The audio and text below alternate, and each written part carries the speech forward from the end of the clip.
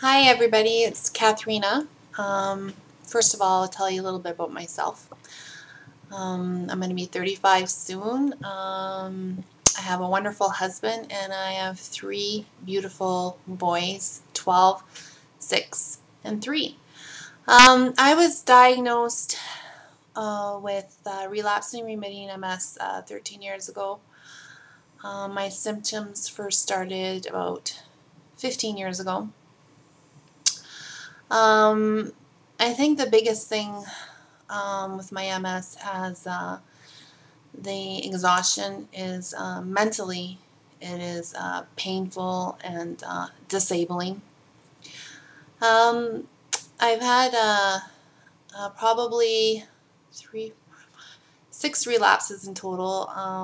The biggest ones I had were after my 3rd child. I had 3 big ones, and then my neurologist right away put me on Rebif.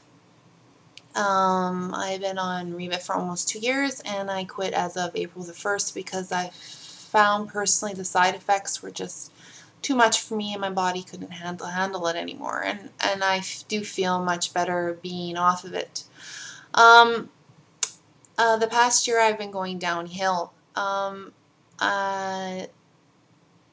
I have a lot of pain, and it's every day in my neck, my 2 jugular veins, especially in my left side, the back of my neck, pressure in my my head, and so many times it feels like I have like 1,000 needles poking in my brain. I can't do all the things that I used to do. I have to be very careful that I'm not too busy. If I'm really busy one day, it puts me out for 3 days. It's very hard to be there for my children and my husband mentally and physically. That's what really gets to me, is when I can't read that story to my son because I'm just too tired before bed. When I get quiet and I just don't want to talk to anybody because my head just hurts too much. It just can't stand any more noise anymore. My feet are numb. They're about 60% numb, and they are cold. My right leg is stiffer, and at times it does feel like it has a tight band wrapped around where the knee and the lower calf is, and sometimes I can have a limp to it. My right arm is pretty weak. Lots of times I have to get my husband to stir up cooking recipes for me because it's been too hard on my oldest son. My pinky and my ring finger are 80% numb. They get in the way lots. They get hurt lots. So that's what's going on with me. In the 13 years that I've had it, I've practically lived in a closet. Nobody really knew at all whatsoever except my husband and my family that I have MS.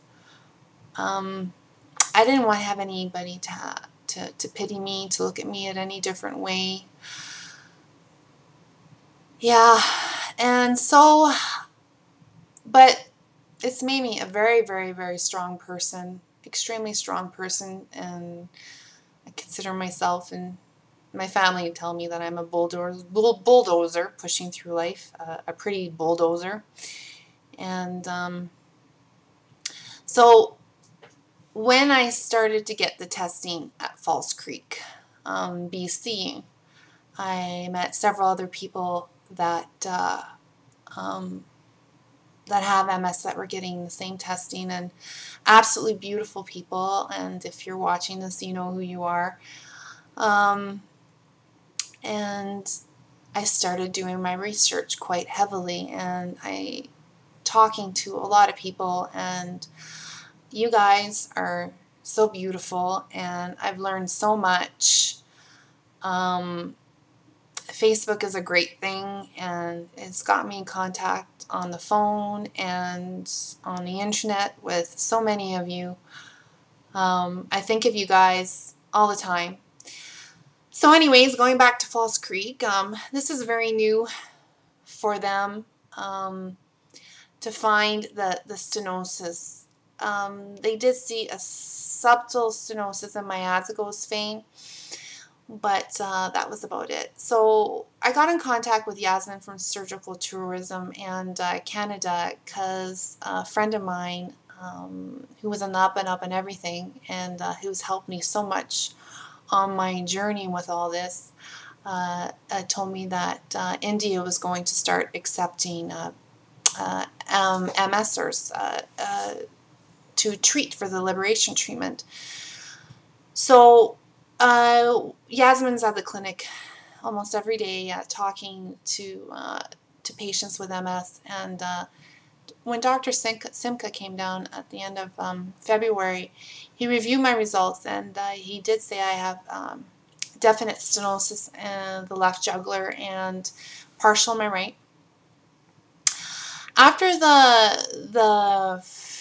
after I heard that, I was in Mexico with my whole family, and boy, oh boy, I was just like, wow, I was in tears. I was so happy to hear this, and well, not too many people are happy to hear when there's something wrong with you, but I mean, what the heck? Somebody told you I have MS, and now they're telling you that there's something else wrong with you that can be fixed to relieve the symptoms of MS. So after the first group of 6 that went to India, one of them was a friend of mine, and she knows who she is. I think about you lots, girl, and she's helped me and so many others on their path and journey. They did not find anything.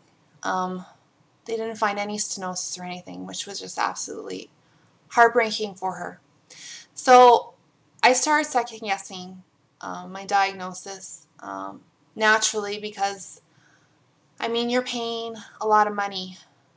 I mean, you can't really put $1 on your health, right? But, I mean, still, you're away for 2 weeks, and you're paying a lot of money, and I wanted another diagnosis, so I asked Yasmin. She was really on top of things.